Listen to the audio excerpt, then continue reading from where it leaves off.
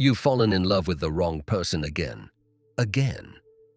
And you knew it from the very beginning, didn't you? That intense chemistry that burned inside you, that inexplicable magnetism. You thought it was love, that it was destiny. But 6 months later, there you are again, crying the same tears, feeling the same emptiness, asking yourself the same questions.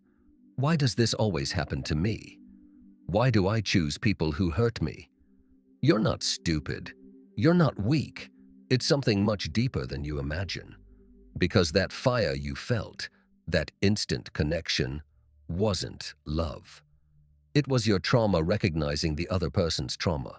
It was your wound, searching for a familiar wound. It was your unconscious screaming at you. This person reminds me of something, and I'm going to try to fix it again. Today, I'm going to make you uncomfortable. We're going to talk about something almost nobody wants to admit. That you don't fall in love with people. You fall in love with your wounds reflected in them. That this intense chemistry is your psyche's way of keeping you trapped in a loop of pain. And that until you face your shadow, you'll keep confusing dependence with love. Take a deep breath.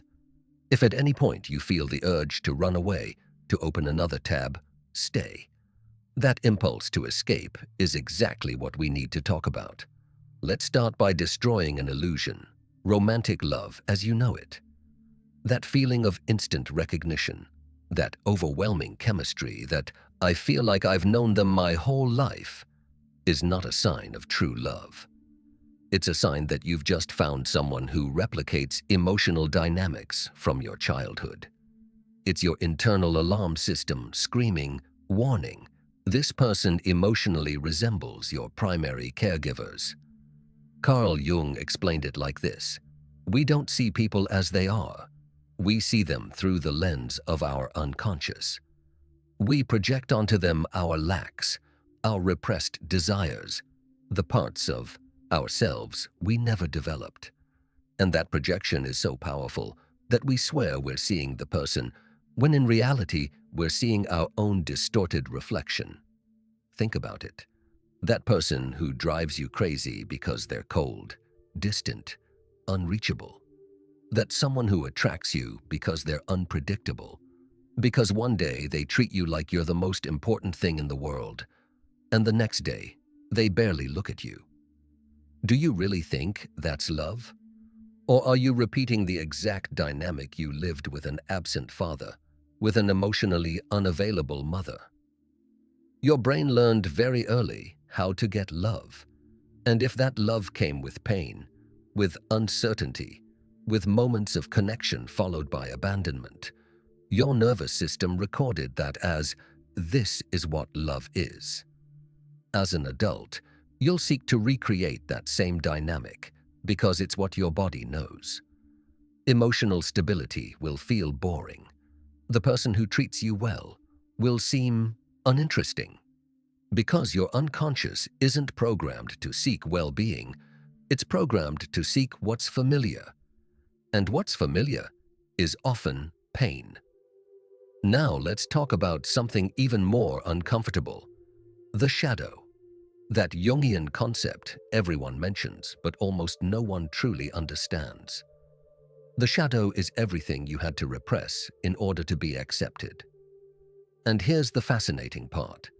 You'll feel powerfully attracted to people who embody your shadow. If you had to be the good child, the responsible one, as an adult, you'll be fascinated by rebellious, chaotic people. If you had to repress your anger, you'll be attracted to explosive, dominant people. And if you grew up having to be strong and independent, you'll fall in love with fragile, needy people who make you feel indispensable. Why? Because in them you see the part of yourself you had to kill. And your psyche tries to live that part through the other person. But that's not integration, that's projection. And sooner or later, what fascinated you starts to irritate you. Rebellion now feels like irresponsibility. Vulnerability now overwhelms you. And then rejection comes, the breakup.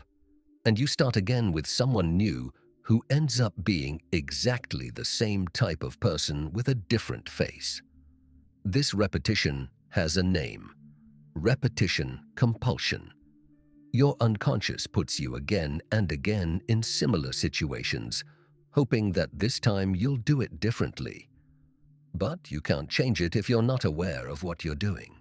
If you keep believing the problem is your choice of partner and not your own unconscious pulling the strings. And here is the cruelest trap. That intensity you feel at the beginning, your brain interprets it as love. But neurologically, it's indistinguishable from anxiety. When you meet someone who activates your wounds, your nervous system goes into alert mode. Cortisol and adrenaline spike. Your mind becomes obsessed. It's the same state you'd experience in the face of danger, but because it comes with sexual attraction, you call it falling in love. The real sign that you're with someone emotionally healthy is that you don't feel that overwhelming intensity. You feel calm. You feel peace. But your brain interprets that as boredom. There's no spark, you tell yourself. Of course there isn't. Because butterflies are anxiety. The spark is your nervous system in survival mode. And the boredom you feel with someone stable is your body finally relaxing because it doesn't detect danger. Sometimes you're not even looking for love. You're looking for control. If you manage to make the other person need you more than you need them, you're safe. This is the avoidant pattern. They learned that depending is dangerous, so they always keep an emergency exit. They never fully surrender. And then there are the anxious ones. They get attached quickly, need constant validation, interpret any silence as rejection. They live in constant anxiety because deep down, they don't believe they deserve to be loved. Can you guess what happens when an avoidant meets an anxious person? Instant attraction. Because each one perfectly activates the other's trauma.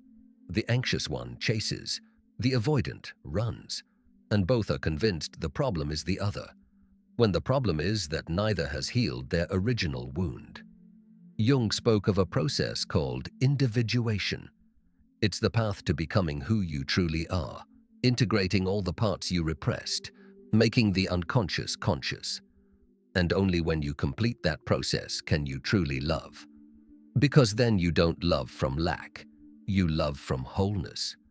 You don't need the other to feel complete.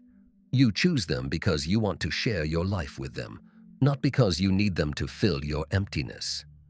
Real love doesn't say, "I need you." It says, "I have myself, and I choose you."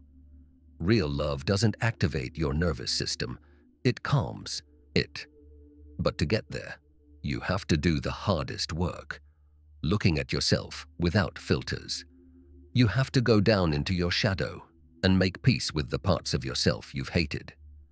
You have to return to those childhood wounds, not to blame your parents, but to understand how they still dictate your choices today. And this hurts. It hurts to realize you've confused anxiety with love for years. It hurts to admit that all those intense relationships weren't true love, but trauma responding to trauma. But that pain is necessary. Because on the other side is freedom. The freedom to choose from consciousness and not from compulsion. There are no shortcuts. Individuation is the work of a lifetime. It's the daily commitment to choose consciousness. It's the constant effort to stop blaming others and start taking responsibility for your own wounds. But every step you take gives you a piece of yourself back. Every time you recognize a projection, you recover energy. And little by little, you begin to feel less compulsion and more choice, less need and more genuine desire. So the next time you feel that overwhelming attraction, stop, breathe, and ask yourself, what is this person activating in me?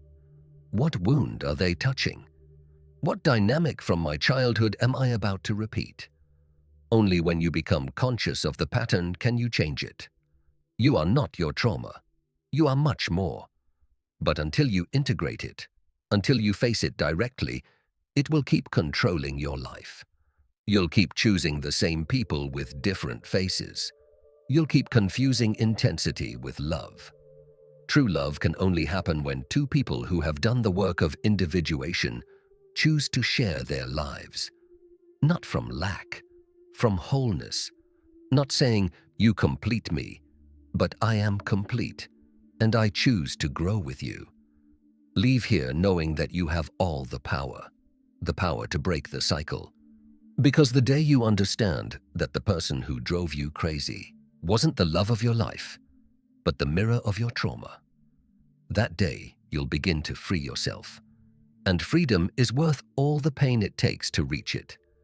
If you made it to the end, comment, "I've arrived," and I'll personally reply to you. And if this resonated with you, subscribe to be part of it and give it a like if you enjoyed it.